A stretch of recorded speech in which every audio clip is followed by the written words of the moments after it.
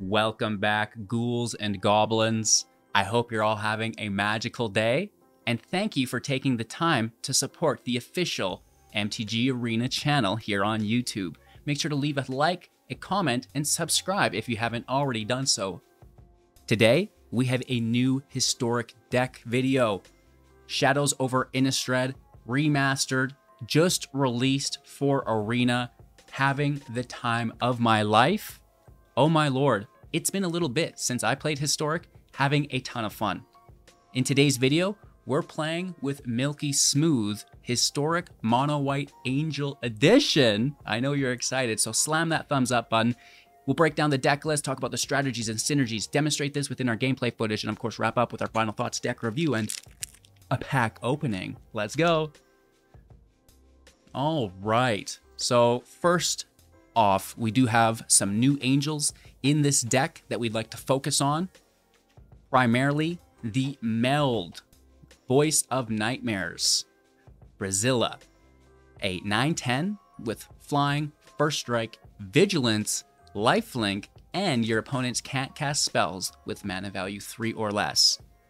I know, right? That's ridiculous.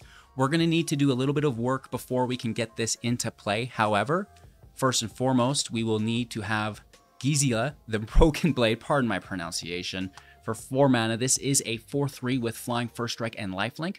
At the beginning of your end step, if you own and control both the Broken Blade and Bruna, Fading Light, which we'll show in a second, exile them both and meld them into the Voice of Nightmares, which we took a look at to start off as that 9/10, right? So a 4-drop with flying, first strike, lifelink as a 4/3 is pretty good. And then Bruna, a little bit more expensive for 7 mana, a 5/7. Whenever you cast the spell, you may return target angel or human creature card from your graveyard directly to the battlefield, and it has flying and vigilance. What I love about this the most is you can play the Broken Blade, and your opponent's probably going to remove it. Okay, that's fine. It clogged up the field, you got some value from it. Now you play the Fading Light and bring the Broken Blade back from the graveyard. Go to your end step, they meld, and there is the Voice of Nightmares, which is really cool and actually one of the easier melds within Arena to accomplish. We also have another new angel here, the Archangel Avacyn for 5 mana, a 4/4 with flash and flying. When Avacyn enters the battlefield, creatures you control gain indestructible until the end of turn. When a non-angel creature you control dies, transform Archangel Avacyn at the beginning of the next end step into the Purifier. This will be a 6/5, still has flying, does lose vigilance. And whenever this creature transforms into the Purifier, it's going to deal 3 damage to each other creature and each other opponent, which is a lot of damage to push out in a mid-game situation. I really like this because you can cast it with flash when something of yours is going to die, protect it with indestructible, and then they've burnt their removal. They're going to use another removal, and then hopefully you get that transform, which is really quite cool. So we will be casting these new angels. The rest of the deck is probably a little bit more familiar to you. We will be utilizing Mono-White Devotion within the Shrine to Nyx, allowing us to get to that Broken Blade a little bit earlier, right? Because we do have really nice devotion within the deck. Turn 1, Speaker of the Heavens. It's a 1/1 with flying and vigilance and lifelink, sorry. That if we do have 7 or more than our total life total, we can create 4/4s by tapping it, which is really cool. Creating flyers as well with the Resplendent Angel. At the beginning of each end step, if you gain 5 or more life this turn, create a 4/4 white angel creature token with flying and vigilance, which is really nice. So a couple ways to create 4/4 flyers. We can also create 1/1 spirit flyers if an angel of ours dies with bishop in play. Really good for devotion, that 2 white source, 1/4. Whenever an angel enters play, gain 4 life, which is ridiculous. This is a non-legendary creature that stacks as well. And of course, like we said, making those spirits. We're reducing the cost of all of our angels through the Font of Hope and making them more powerful. We get +1/+1 counters for each angel we already control. And like I said, you can tap to add 1 white source to your pool to cast an angel spell. Righteous Valkyrie, one of the greatest cards ever. 2/4 flying, angel or cleric enters the battlefield. You gain life equal to its toughness and then 7 or more than your starting total with the life, much like the Speaker of the Heavens. Creatures get +2/+2. It's a non-legendary that stacks. You know, need I say more? Legion Angel grabs copies of itself from your sideboard, so really nice, basically resulting in not only a draw, but like a specific draw that we already know is very good. In a similar fashion, the Champions of Tyr, 4/3 flying double team. When it attacks, you conjure a copy of itself into your hand. That is a historic/alchemy mechanic. And of course, that boon, when it enters play, will give your next creature either +1/+1, lifelink, or flying on it, which is really quite nice. The Dawnbringer for 5 mana, 5/5 flying, first strike, lifelink. Other angels get +1/+1 and will also have lifelink, which is crazy good. And then the Call can make 2 angels or be a land. Control through Laydown Arms, exiling a creature, they gain 3 life. Fateful Absence, destroying creature or planeswalker, they create a clue that they can sack for 2 to draw. Okay, we do have the Empire, 4 damage to attacker or blocker.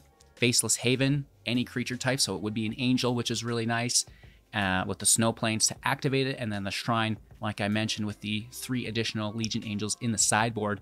That is the deck in its entirety. If you have any questions, hit me up in the comments below. I'll do my best to maintain them and answer any specifics that you may have. Thank you again for supporting myself as a creator and the official Magic the Gathering Arena channel. I truly appreciate this opportunity. Let's play with some White Angels. Going first, 3 land is really nice. We are a little slower than we'd like, but let's try our best. Here is a Font of Hope.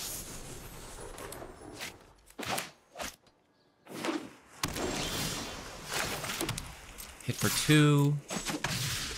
Dodge Counterspell. Oh, we can't really dodge the Counterspell.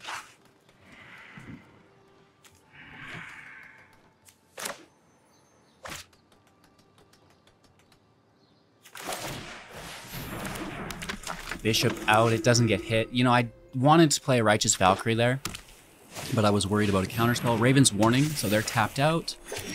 They get a Raven, they grab 1 life. We go right to our 5-drop.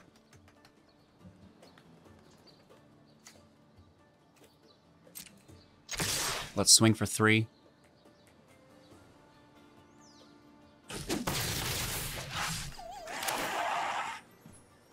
Righteous Valkyrie is active.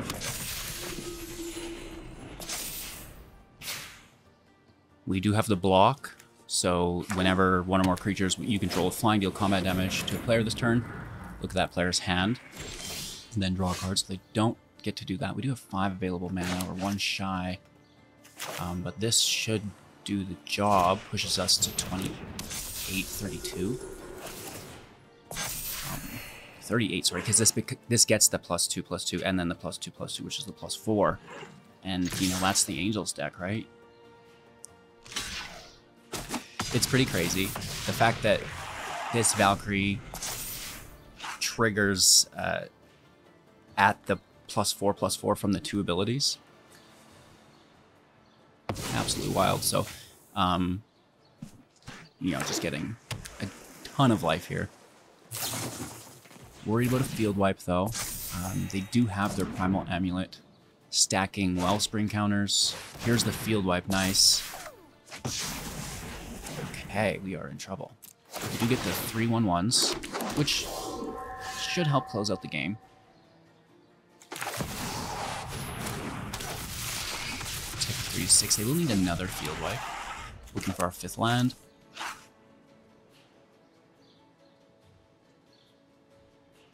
That's one thing that's really nice about the Bishop, is if you do suffer a destroy-based field wipe, you still get some bodies left in play. Land in tapped. Do we have a 2nd field wipe? Seeing as that we're in Historic, it could actually be right here. We pray that it's not. Swing for 7. It could be a okay, Revitalize pushes them to 9. They get their 3rd counter. And that leaves them at 2. We have gained 4 life this turn. Unfortunately, to trigger the Resplendent Angel, we do need to gain 5 life. Birth of Meletis. Very good. Searching for basic planes into hand. Then shuffling.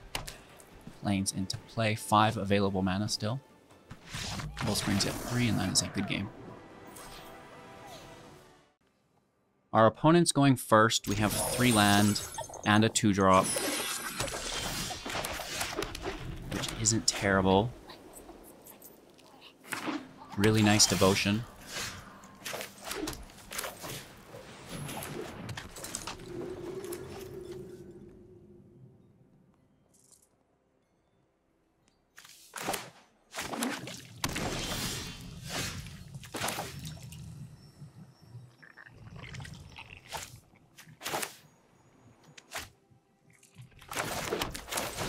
I think I want to keep it hidden. Let's swing for 1.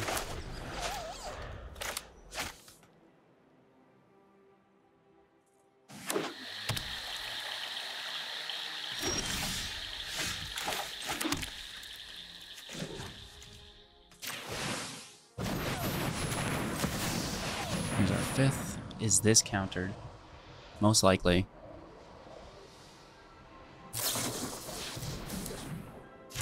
Second from the top could actually be far worse.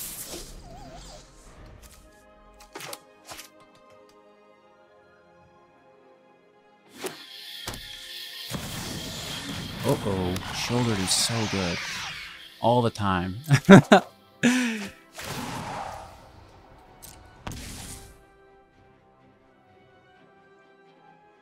Okay. So this is for 3. Let's attack, see if we can pull a block.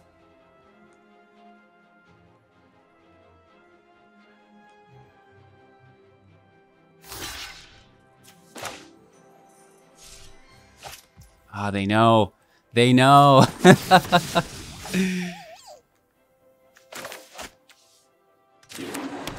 Land and play.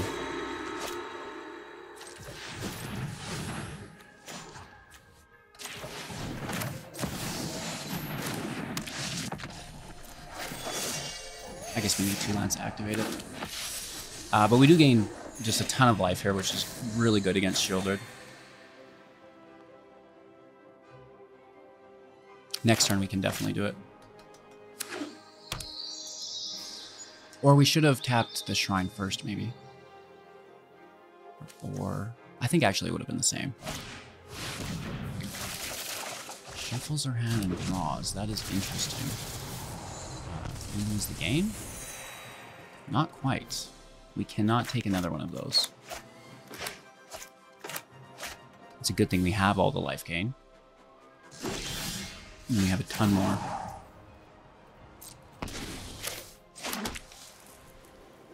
So, Bishop,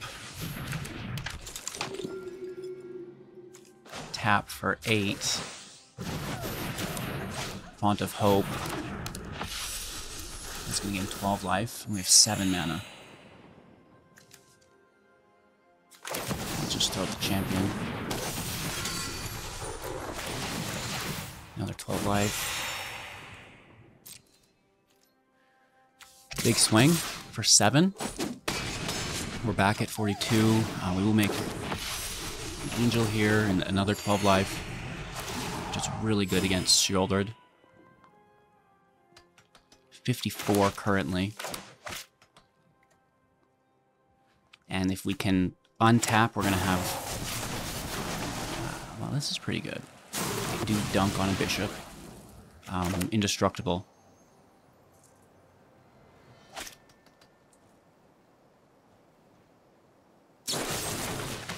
Fatal Push. This is going to generate spirits, though, which is nice. They've removed it in the correct order, making sure that they only have 2 spirits to face off against instead of 3. 4 available mana.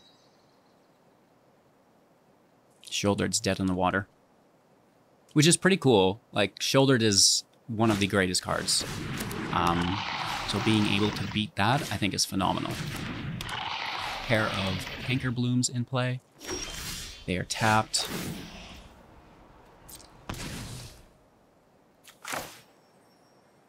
Land out. Shrine up.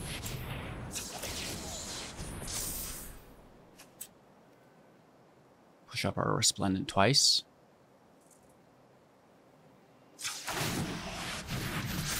Being pretty greedy here. Hitting for 7. I don't even know. 7, 14, 18, 20, 22 damage here. We double team another copy of the champion into our hand. Our opponent's down to 4, gaining 8 additional life here. The token comes in as an 8/8 thanks to the Font of Hope's ability, because we have so many other angels in play. They need to wipe the field. Good game. Going first, good land, a 2-drop with some removal. Building into 5. A very nice 3-drop off the top. It's beautiful. Can we find a 4-drop as well? Well, I guess Lyra is a 4-drop thanks to the font.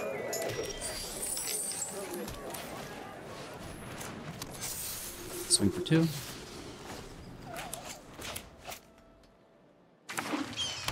It could be an immediate collected company. Helioid. Oh my lord. And then a veteran to gain life, putting a +1 counter out. Ooh, life gain is a nasty deck.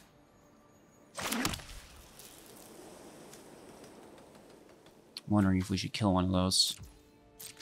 Let's take our swing. 5 to 14. Here is a Dawnbringer. That takes us to 27, just one shy of the +2/+2. They pay 2 life. Here is a Moondancer. Gaining 2 life, accumulating 2 +1 counters. This is where the flying is really beneficial for us, that natural evasion.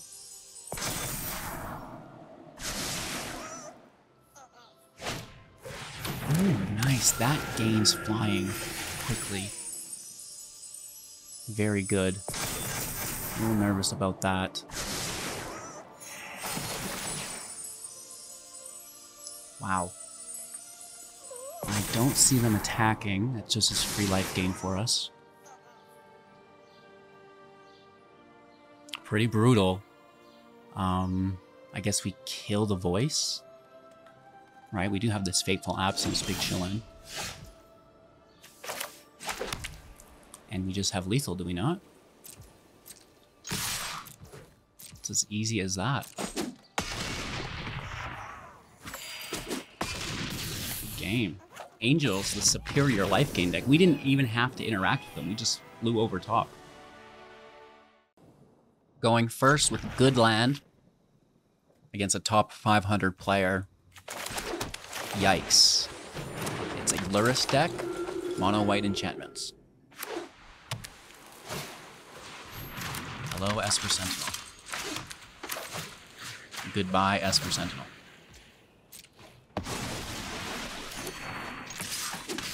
For 1, gain 1 life.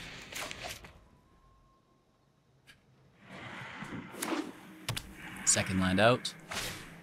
Second Esper Sentinel.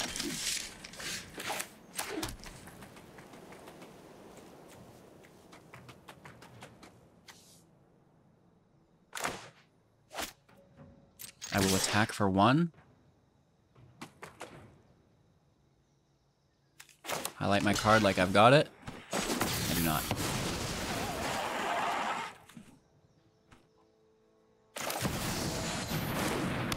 Spend our mana as effectively as we can. I thought they would let that through. Lures comes over immediately. Bishop out. Hit for 3. Looking for our 5th land. Their 4th land is active. Hushbringer, ETB abilities are shut down. And then combat research. Okay.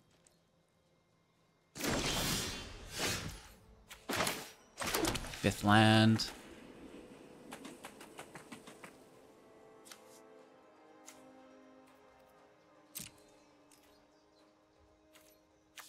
I say let's smash.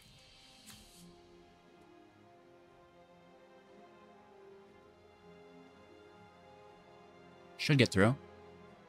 Right? Down to 16. Really? It's a flash-based enchantment for 1.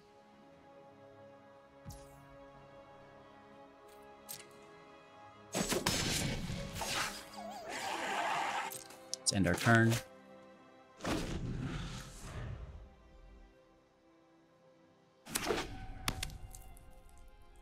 Five available mana. Hushbringer's up. Lurrus is active. 2 mana open, 3 cards in hand. Sentinel Engrave. Nice. This is fantastic. Archangel in play with Flash. We don't care about the ETB. We just want the block, baby. Really good value there.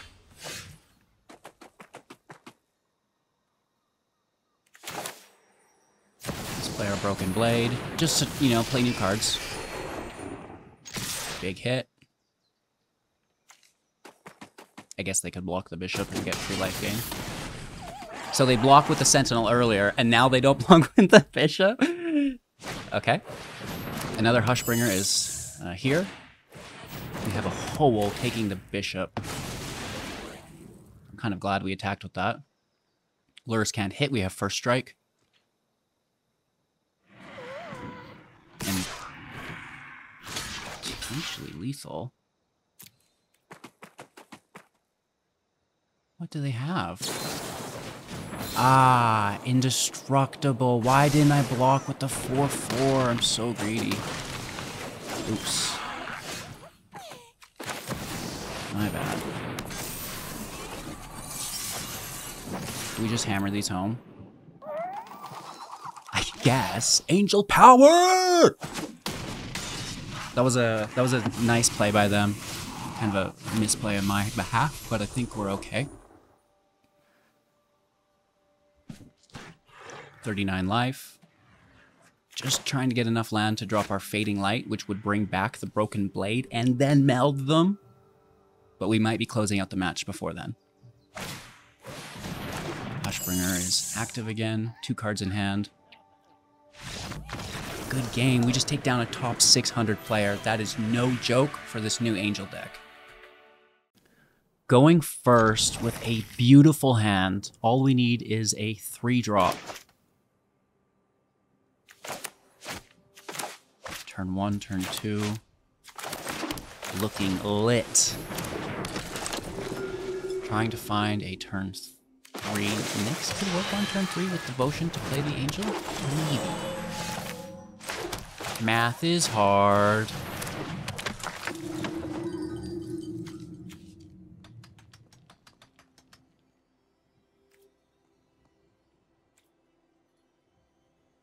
I think they really need that. I'm gonna attack. It's got Vigilance, that's 1 free life, 1 free damage.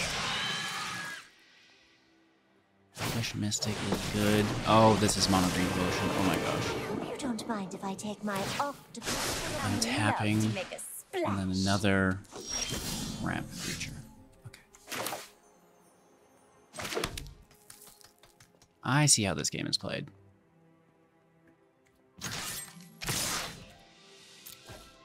By hitting the Beckoner as hard as we can. We leave too many lands in hand. We need a big draw. Okay, they're untapping. Let's get moving. It's 3, 4, 5, 6. There's a Storm the Festival. Nice. Karn. Old Growth Troll. Yikes. You will not. They grab an artifact into hand. And we, of course, get another land. Phenomenal. We go up to 26. We grab another angel. There's no attacks here, and this is where the whole game ends. 4th land. Target permanent becomes an artifact in addition to its other types. It's pretty interesting.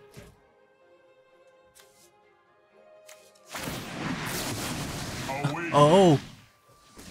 Nice.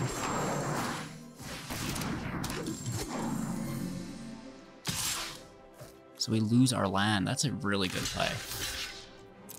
Let's take this troll out. Dang, bro. We do get a 1/1. They get to equip the troll to a basic forest. It now double taps or can sacrifice for a 4/4 token. The ocean surges. This is brutal. Thrives.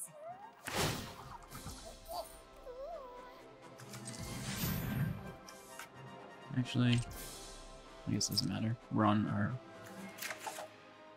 starting phase, so we don't want to tap it, right? Can't activate it, so we're still stuck on 3 land.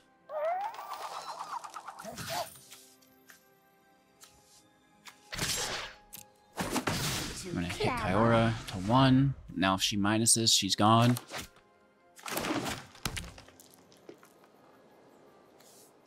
They're about to storm again. Yikes. Hopefully they get 2 basic lands. Nope, a fresh Kyora and a Leyline of Abundance. Phenomenal. Very good stuff here. We get our land wrecked. And then we lose our land. There is great power in the things we make. Nature flows with Right, we don't have a mana value, so it's 0/0 and dies from Karn's ability. This guy's ridiculous. Alright, I mean, we can still play it, which is good. To start. And we will be gaining 5 life. Ooh. And we get the activation.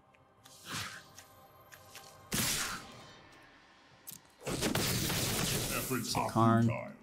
Then we activate because we have 30 life. This takes us to 34. Again, another angel. Because we gain more than 4 life for the turn. So the bishop makes 1, the speaker makes 1. There is always my purpose is We're still in a lot of trouble here though, right?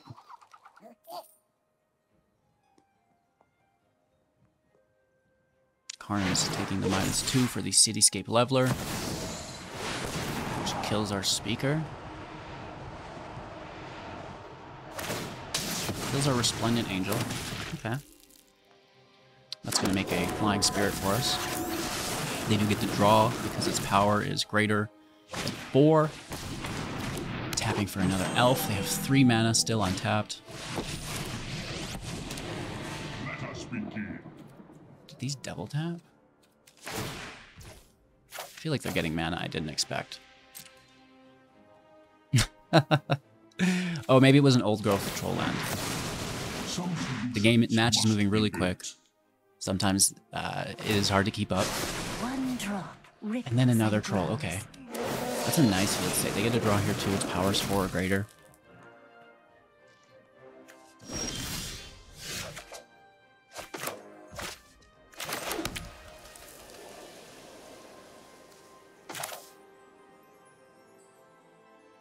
I guess we like the life gain.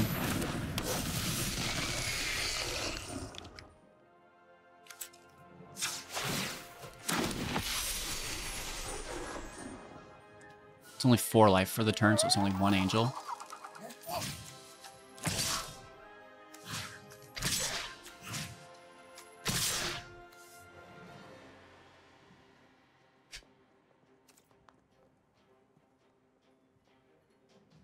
Yep.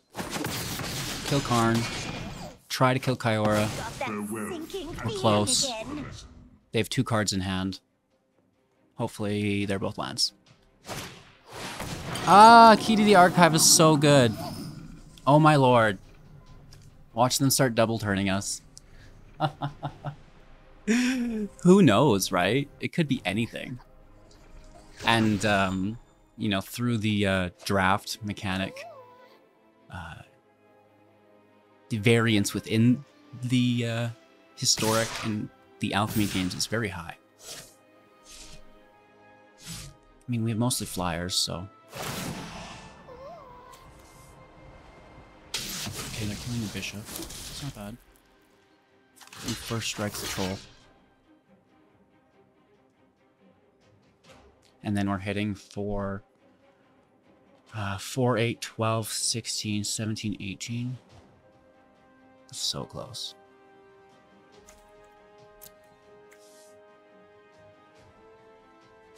Oh, oops. I didn't see that. My bad. Oh, I should have just taken the damage and hit for lethal. What am I doing?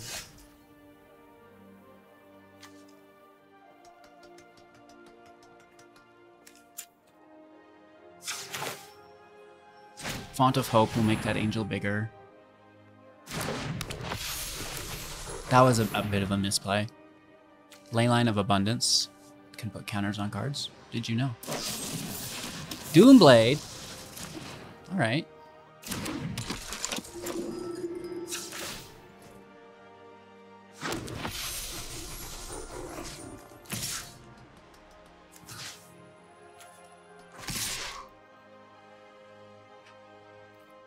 So much trample, you know?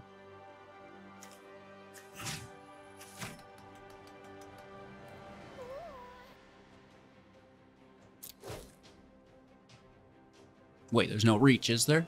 It's like, what else am I not looking at? All right, so the Beckoner's gone. We have them down to 7. Anyway. We have 39 life. What do they play?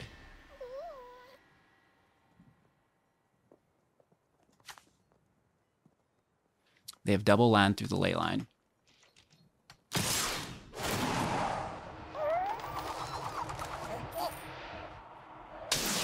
4/4 token. So we have 1, 2, 3, 4, 5, 6, 7, 8, 9, 10, 11, 12. Holy. Which is a double pump. Oh no, this is 8. So it's a single pump. So we're getting hit for 3, 6, 9, 12, 13, 17, 26, 31.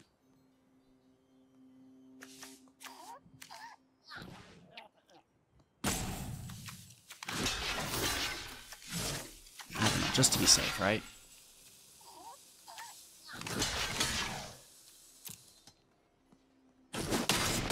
I've done the math wrong before, so let's, you know, throw out a little bit of a buffer. I can't believe we beat the mono green deck. Whoa! Angel power! Taking a look at the deck now that we've completed a few matches, it feels really good. Potentially making the move from a best of 1 build into a best of 3 build, allowing us, you know, more instant speed, interaction, and disruption towards our opponent's game plan. We do have it, right? Lay down arms, definitely doing, you know, God's will, but also Fateful Absence, which I've actually been kind of on the fence with. I don't know if Fateful Absence is the place we want to go, or maybe it's a soul partition, right? We take the exile, we tax them. We can also protect our own things. However, with that being said, it's not a permanent answer. And this is a bit of a mid-range deck where that Fateful Absence is a permanent answer, so we won't have to reface that threat again, right? So let me know what you think in the comments down below. Make sure to like and subscribe to the official channel if you haven't already done so yet. And before we head out for the day, we're going to tear open a collector's pack. So let's see what we can pull. Here we go. Big money, no whammies. I'm going to be honest, I had to reshoot this video because the first one didn't have any sound in it. My bad. So you're really getting your money's worth here today. And we opened in our last pack 2 Wanderers. All right, here we are. So like I said, that last pack we opened had 2 Eternal Wanderers in it. One was a holographic. The other was a alt art Phyrexian treatment. Very cool stuff. Vraska's Fall, we quite enjoy that. Poison counters are out of control. Get your troll on. Some ambassador, if you will. And here we sacrifice. I think that's a pretty cool card. Ooh. A holographic Phyrexian Mountain. Very nice. This is a holographic Thrun, Breaker of Silence. A full art Conduit of Worlds. This is a full art Goliath Hatchery. We have an alt art Fisher. Alt art holographic Sinew Dancer. A Phyrexian treatment Bone Picker. An alt art, full art Malakator, Purity Overseer. This is the elephant. And finally, literally the exact same card. This one's holographic. How does that even happen? How in the world does that happen? That might be the worst pack ever. No, there are plenty of good things. Of course, thank you all so much for watching. I hope you had a great time. You can follow along my day-to-day journey at HelloGoodGame if you're interested, where we're playing new decks and opening packs every day. Have a magical end to your day, and we will see you soon in the next.